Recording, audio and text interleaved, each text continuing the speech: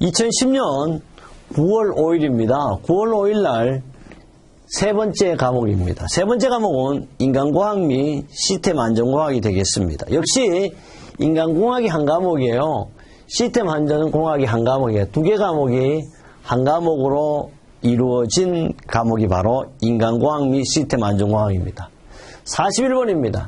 FT에 사용되는, FT의 결함수법이죠. FT에 사용되는 논리 게이트 중, 논리라는 말은요, 원래 사칙이 응산이 된다 이 말입니다. 논리 게이트 중 조건부 사상이 발생하는 상황에서 입력 현상이 발생할 때 출력 현상이 발생하는 것은 근데 원래 이렇게 생긴 놈이에요. 이렇게. 지금 제가 왼손으로 그래서 잘 안 된대.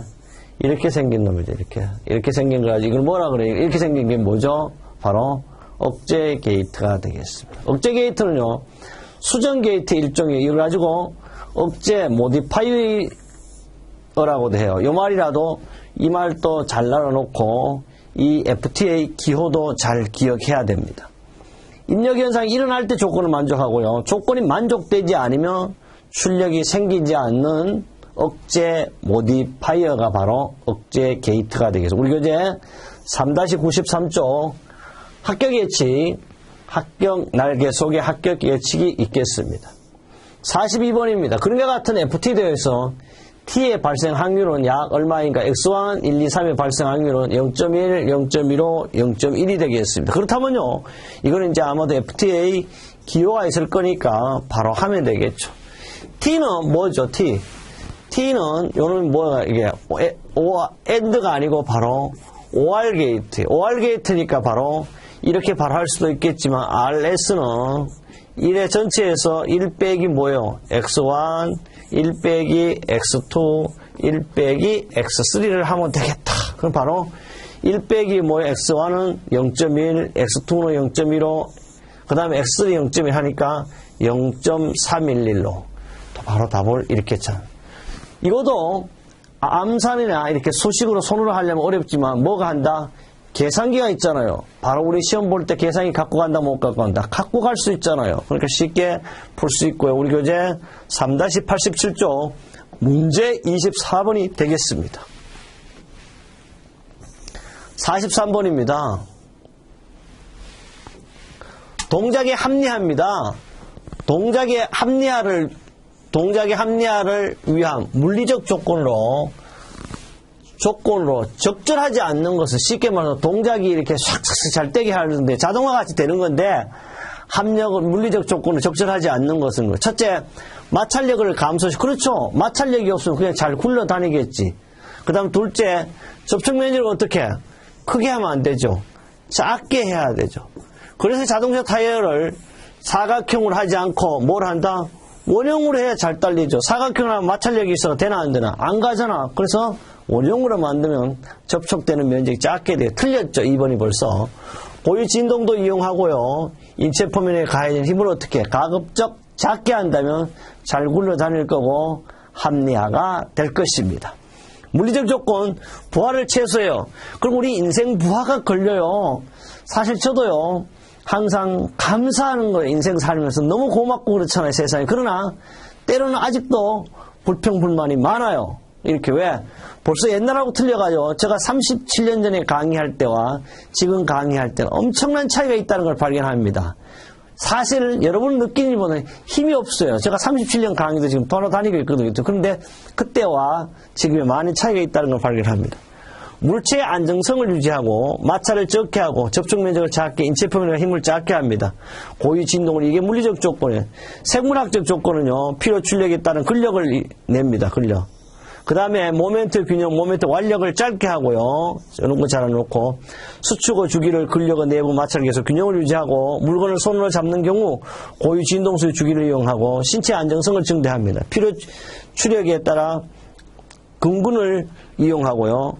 교치성에 따른 필요 출력을 내도록 해야 합니다. 그 다음에 좀 더 보면요. 인체의 내적 조건은 정적 요소를 적게 하고 항상 어떻게 움직이는 동적 요소를 전환해야 돼요. 그 다음에 국소순환 장애를 적게 합니다. 44번입니다. 다음 중 FTA입니다.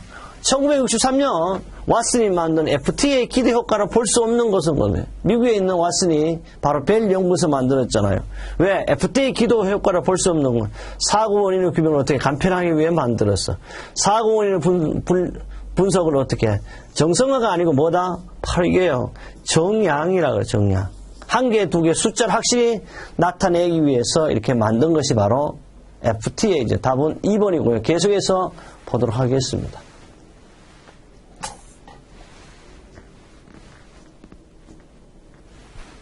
계속해서 보면요. 바로 노력 시간도 역시 절감할 수 있고요. 바로 뭐요? 시스템에 또 결함을 진단할 수도 있어요.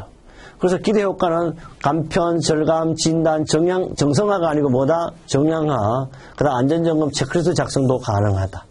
45번입니다. 기계의 정보 처리 기능과 가장 관련성이 있는 거예요. 다시 말하면 기계의 가장 큰 장점이에요. 인간은 뭐다? 기납적인 방법이에요. 기계는 어떻다? 연역적인 방법. 보겠습니다. 기납적은 뭐요? 인간이잖아. 인간. 연역적 답이네. 가장 관련이 있는 것은, 그러니까 뭐다? 맞는 것은 이 말이에요. 다른 거 볼 필요 없어요. 봐요. 나머지 응용 능력, 인기응변이나 응용 능력이 다 사람은 그때그때 좋은 말로 합리화하지만 사기치는 거예요. 그러나 기계에 사기치나 못 쳐. 봐요. 정보 처리 기계는 인간은 기납적, 기계는 뭐다? 연역적. 이 두 가지만 알면 장단점도 알 수가 있는 것이 바로 우리 인간의 기계의 정보 처리 기능이 되겠습니다. 우리 교재 3-8조 인간과 기계의 기능 비교 또는 인간과 기계의 장단점에도 확실히 잘 나타나 있습니다. 46번이에요. DT, 디센트리에서 ABC에 들어갈 말 또 ABC에 해당하는 거죠. 바로 값으로 옳은 것은 A는 뭐야? 스몰 a는 A 곱하기 B예요. 보겠습니다. ABC 계산하면 스몰 a는 A 곱하기 B니까 0.99 곱하기 0.95, 0.99 곱하기 0.9 하니까 0.9405. 그럼 0.940을 찾아요. 여기 있네. 나머지는 0.940이 있나. 실제 이런 거는 벌써 답이 안 돼, 벌써. 쉽게 찾는 방법도 있어요. 또 뭐랄까 하면 B를 곱해. B를 찾아야 돼. B는 알아둘게. 이 B는요, 이렇게 굽어지기 때문에 뭐가 돼? 요 놈은 뭐가 된다? OR 게이트가 되는 거죠. 그러다 보니까 0.9 곱하기 1 빼기 B예요. 그렇게 하니까 0.99 곱하기 1 빼기 0.0495 돼. 뭐, 찰 필요 없대. 이렇게 0.0495. 그 다음에요, 알아둘 게 있어요. 전체는 항상 1이 돼야 되기 때문에 C는 뭐요? C는 원칙적으로 1 빼기 0.A를 하면 돼, 1 빼. 그러니까 0.01이 된다. 쉽게 이렇게 찾을 수도 있고. 이 문제는 또요, 숫자도 안 바뀌고 항상 똑같은 문제예요. 그래서 우리 교재 3-120쪽에 제가 문제 1번으로 만들어 놨어요. 항상 똑같아. 왜? 문제 은행식이니까 똑같을 수밖에 없지. 다른 방법으로 낼 수가 없죠. 항상 똑같다고 알고 있으면 되겠습니다. 그 다음에요, 47번입니다. 47번은 보니까 뭔 말이냐, 그러면. 야, 진짜 우리 사람은요, 눈하고 기잖아, 기. 눈하고 긴데.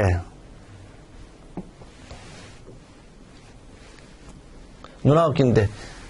다음 중 시각은 뭐예요? 눈이에요. 청각은 기예요. 이 문제는요, 안 나올 수가 없어요. 항상 나온다. 그럼 다음 중 시각적 표시장치보다 청각적 표시장치를 이용하는 경우가 더 유리한 것은, 시각적은요, 눈으로 보지만, 눈으로 보는 게 아니라 눈으로 봤으면 어떻게 반드시 메모하라는 뜻이잖아요. 청각적 표시장치는 들으니까 즉각적으로 행동에 옮겨라는 거죠. 보겠습니다. 메시지가 길고 복잡하다 뭐, 시. 주의 환경이 너무 밝은 경우, 보고 싶어도 볼 수 없으면 어떻게 해? 바로 청, 기죠. 답이 벌써 나왔네. 이거 또 읽어보자고. 메시지를 참고할 필요가 없다. 필요 있는 시. 직무상 수신자가 한 곳에 머무는 앉아있으니까 뭐 할 거야? 쓰기라도 써야 될 거 아니야. 시. 답은 몇 번? 2번이 이렇게 볼 수 찾았습니다. 우리 교재 3-28쪽에 청각장치와 시각장치의 사용 경력. 또 어떤 분이 이래요. 건설안전기사 필기 3-28 아무리 찾아봐도 이 책에 없대요. 당연히 없지. 뭐라고 해서 책을 잘 봐. 그래서 정도 건설안전기사 필기라고 되어 있죠. 이 책은 뭐요? 건설안전기사 뭐다? 가연도입니다. 지금은 사실요. 한 달 놔놓고는 뭐를 봐야 돼? 가연도를 봐야 돼요. 제가 항상 강조하잖아요. 가연도 10년치 안 보면 안 돼요. 그래서 가연도 10년치가 합격의 마지막 비밀 무기입니다. 그래서 항상 문제는 은행식이기 때문에 꼭 10년치를 봐야 돼.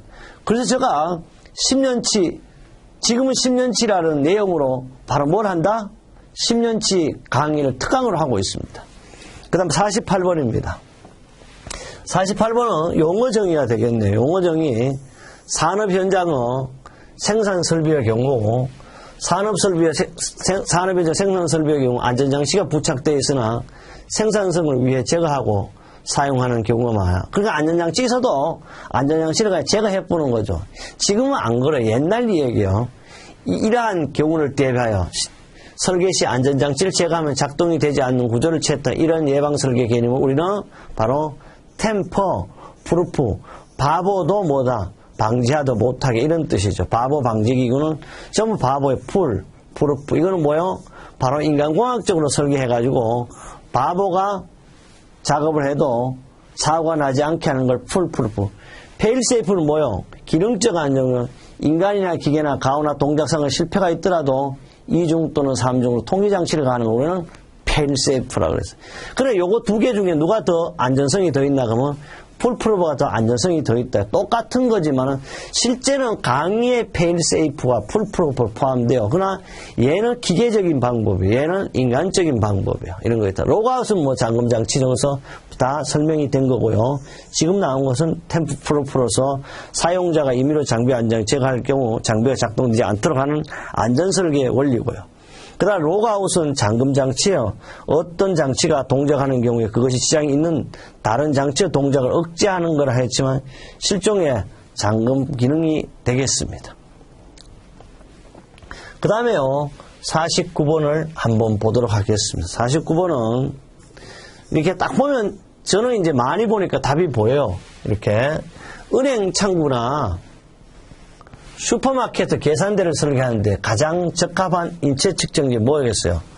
여러분 은행 가면 작은 사람, 큰 사람 또는 사실 이거는 조정 안 하더라도 이렇게 넓이가 넓은 사람 이런 사람을 기준으로 해가지고 앞에 손님을 맞이하는 작업대가 어떻게 되어 있어야 될까? 이걸 반드시 누구나 좀 맞게 평균치를 이용한 설계를 할 수밖에 없죠.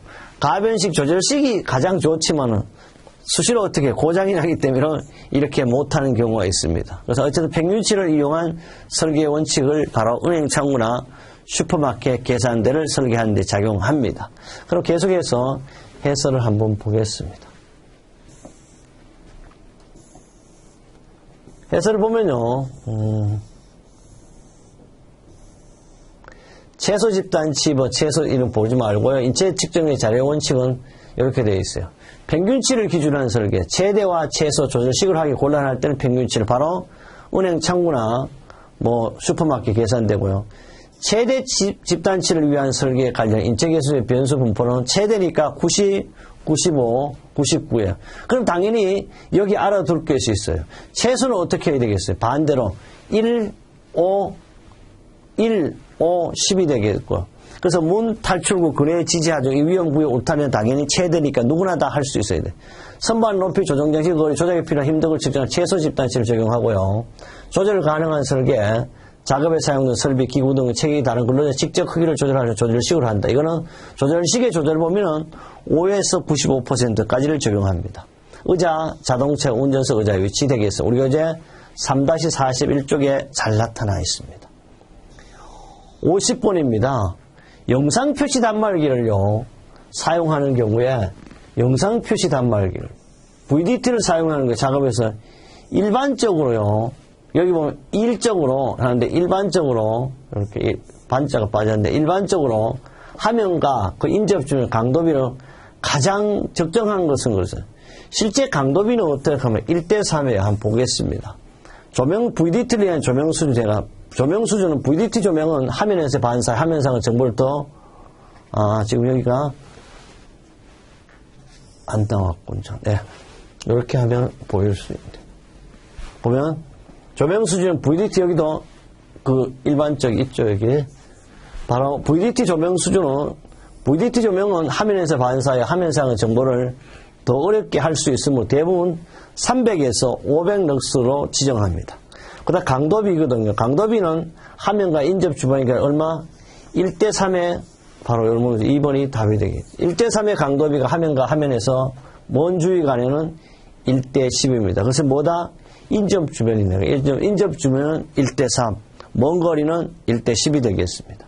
화면 반사는요, 우리가 화면으로 정보를 읽기 어렵게 하므로 화면 반사를 줄이는 방법을 이용하는데, 이 내용들은 우리 교재 3-66 참고 VDT 작업의 안전으로 제가 만들어 두었습니다. 51번입니다. 51번은요, 안전성 평가 단계를 올바르게 내는 것은, 이 안전성 평가는 일반적인 안전성 평가라 그러기도 하고, 또는 화학 설비의 안전성 평가, 이렇게 하고, 영어로 굳이 한다면 평가가 뭐요?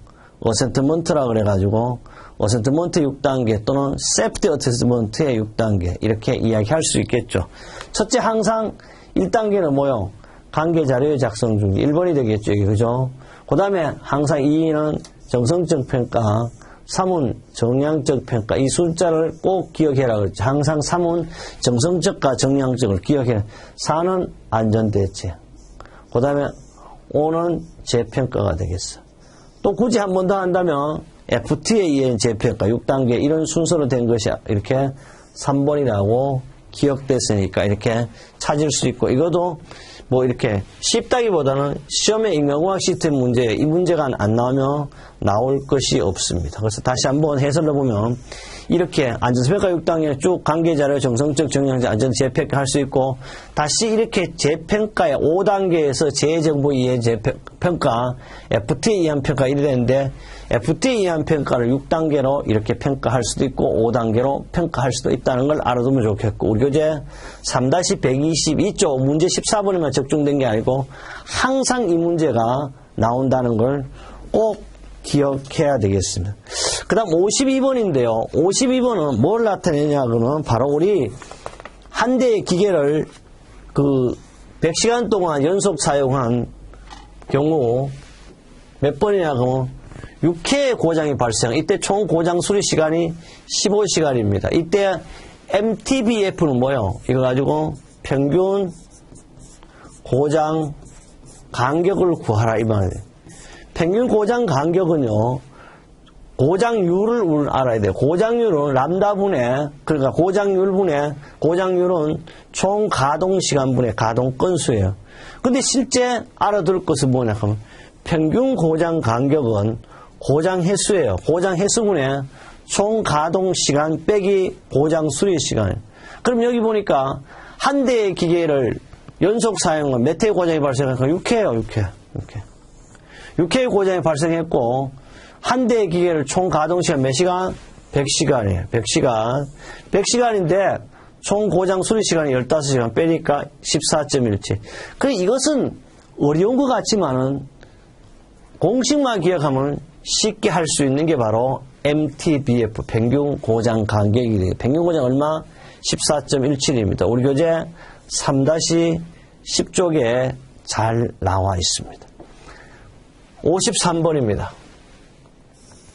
53번은 FMEA에서 5가지 고장 팽점입니다. 팽점을 알아야 돼요.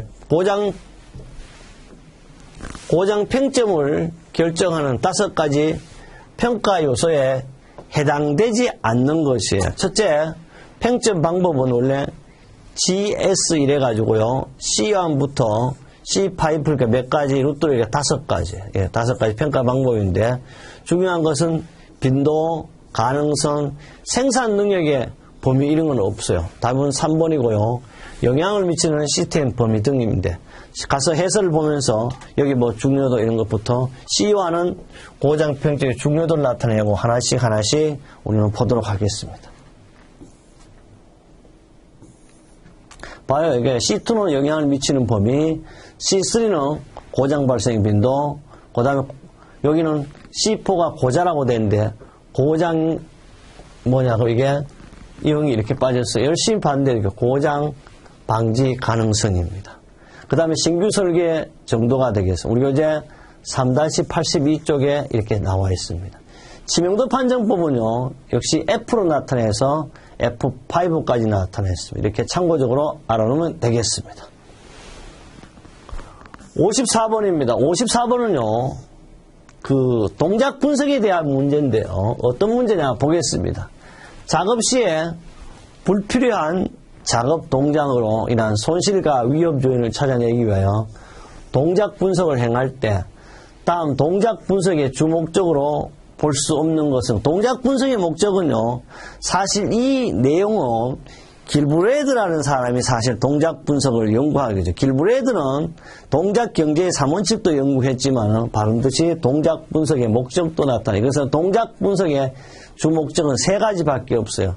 작업을 어떻게 하면 잘 세분화할 것인가, 또는 동작 계획에 개선을 할 것인가, 이런 거고요. 그 다음에 여기 알아둘 것이 있어요. 표준 동작을 설계한다는 거, 이거는 안 되죠. 답은 3번이고요. 모션 마인드의 체질화, 이게 뭐냐 하면 동작 개선 의식 이래 가지고 나옵니다. 그래서 답은 작업의 세분화, 계획의 개선, 모션 마인드 등 답은 그래서 표준 동작의 설계가 답이 되겠고, 계속해서 보겠습니다. 동작 분석은요, 작업자의 신체 동작이라든지 눈의 움직임을 분석하면 뭐 하냐 하면 불필요한 동작이나 활동을 제거해 보다 능률적인 동작 순서나 동작 간의 결합을 모색하는 기법입니다. 동작 분석의 목적은 현재의 동작 기회를 개선하거나 새로운 동작 기회를 설계하거나 그 다음에 동작 개선 의식을 체득하기 위한 것이 되겠습니다. 우리 교재 3-49쪽 문제 5번 해설에 바로 적중된 문제가 되겠습니다. 그 다음 55번입니다. 적절한 온도에서요. 지금 적절한 온도라는 거 항상 우리 생활하는 온도라고 보면 돼요. 적절한 온도에서 작업을 추운 환경으로. 그리고 여러분 갑자기 추워진다든지 안 그러면 겨울에 생각하면 돼요. 추운 환경으로 변할 때 우리 신체가 수행하는 조절작용이 아닌 것은 신체가 수행하는 신체는 피부 온도가 어떻게 되겠어요? 피부 온도가 도망을 가쁘러 피가 어디로? 뱃속으로 직장으로 도망을 가죠. 그럼 당연히 피부 온도가 늘어갈 수밖에 없어요. 그러다 보니 겨울에 상처가 낫는다 안 난다? 안 나. 왜? 피가 없으니까 혈액이 바로 이런 거죠. 여름에 또 피가 밖으로 나오니까 땀이 뻘뻘 나는데도 이 상처가 잘 나죠. 피부 온도가 늘어가. 맞죠? 그러다 혈액에 많은 양이 몸의 중심부로 가. 속은 열이 펄펄 나지만 겉은 추워. 이게 뭐다? 겨울이잖아요. 직장 온도는 올라가죠. 맞죠? 발환이 시작되는 게 아니죠. 발환이 시작된다는 건 언제 시작돼? 여름을 말하는 거 틀려요. 바로 우리는 겨울에는 뭐가 돋아? 닭살이 돋지. 닭살이. 한번 보겠습니다. 계속해서 해설로 한번 보겠습니다. 바로 적당한 온도에서 추운 환경을 바뀔 때 피부 온도가 늘어가고 혈액이 많은 양이 중심부로 쓰라고 직장 온도가 올라가고 소름이 돋고 어떻게? 몸이 떨리는 거죠. 그거 가지고 소름이 돋고 몸이 떨린다. 이게 소름이 돋는단 말이 뭐죠? 닭살이 막 있다. 3-58쪽 온도 변화에 따른 인체 적응입니다. 56번입니다. 인간의 작업 성능에 미치는 의자의 설계 원칙, 꼭 항상 한 문제 나오는 거죠. 의자의 설계 원칙은 의자의 설계 원칙에 적당하지 않는 것입니다. 의자는 체중 분포가 두 자골결절, 엉덩이 뼈입니다. 자골결절의 둔부 주위에 갈수록 압력이 감소하는 형태가 되도록 한다. 엉덩이에요. 양쪽에 두 뼈가 있는데 그 두 뼈에 자꾸 응력이나 압력을 가하면 안 되겠죠. 두 번째, 자판의 높이는 대퇴가 압박되지 않도록 오금 높이는 보다 약간 높아야 하는, 사실 원칙은요 똑같은 게 제일 좋은데 약간 낮아야 해요. 왜? 키 작은 사람이 어떻게 오금 높이 되면 어떻게 될까? 지하철에서 제가 그걸 느낍니다. 보통 지하철이 저 정도만 돼도 지하철 의자가 사실 낮아. 그러니까 이렇게 다리를 앞으로 길게 보이는데 키 작은 분도 어떻게 다리를 달랑 들어가거나 앞으로 이렇게 할 수밖에 없어. 이게 바로 약간 낮아야 원칙이에요. 답은 2번이 틀렸어요. 자판의 폭은 누구한테? 큰 사람에게 적합해야 되죠. 큰 사람한테 적합하면 작은 사람이야. 뭐 큰 사람 적합하는 작은 당연히 잘 앉을 수 있죠. 넷째, 자판의 깊이는 장단지를 주고 대퇴를 압박하지 않게 작은 사람에 적합하도록 하면 보겠습니다. 자판 높이는요. 자판 앞은 대퇴를 압박하지 않고 오금 높이보다 어떻게? 높지 않아야 되고요. 치수는 5%. 5% 한다는 것은 뭐? 작은 사람을 기준으로 한다는 거. 모든 사람을 수용할 수 있게 선택하고 신발의 뒤꿈치가 수 센티미터를 더 한다는 점을 감안해. 그러니까 자꾸 작으니까 자꾸 더 들고 싶어 하니까 이렇게 이야기합니다. 그 다음에 조금 더 보면 우리 교재 3-42쪽에 의자의 설계 원칙으로 잘 나타나 있습니다. 그 다음 뭐 체중 분포, 의자 자판의 높이, 오금 높이보다 높지 않아야 한다는 걸 꼭 기억하고요. 그 다음에 몸통과 안정 등이 되겠습니다. 그 다음에 57번입니다. 57번. 시스템 안전관리에 관한 설명으로 틀린 것이에요. 첫째, 시스템 안전에 필요한 사항에 대한 동일성을 식별해야 돼요. 똑같은 걸. 둘째, 타 시스템 프로그램의 영역을 중복시켜요. 왜 타 시스템을 중복시키냐고 한 번만으로도 필요 없는 거죠. 답은 2번 벌써 나왔어요. 안전활동 계획이라는 조직과 관리를 철저히 해야 하고 시스템 안전 목표를 즉시에 유효하게 실현하기 위해 프로그램 해석, 검토, 평가를 실시해야 하겠습니다. 해설을 보면서 58번 더 하겠습니다. 해설을 보니까요, 바로 시스템 안전관리 업무 수행 요건은 첫째, 시스템 안전에 필요한 사항의 동일성이고 안전활동 계획이 안전적 관리를 철저히 하고 시스템 안전 목표를 즉시 유효하게 실현하기 위해 프로그램 해석 및 검토로 평가를 실시해야 합니다. 다른 시스템 영역의 조작이 가능해야 되고 중복하면 안 되죠. 우리 교재 3-74쪽에 있습니다. 58번입니다. 이건 좀 잘 봐야 됩니다. 헷갈릴 수 있는 그런 문제가 되겠죠. 시각적 부호예요.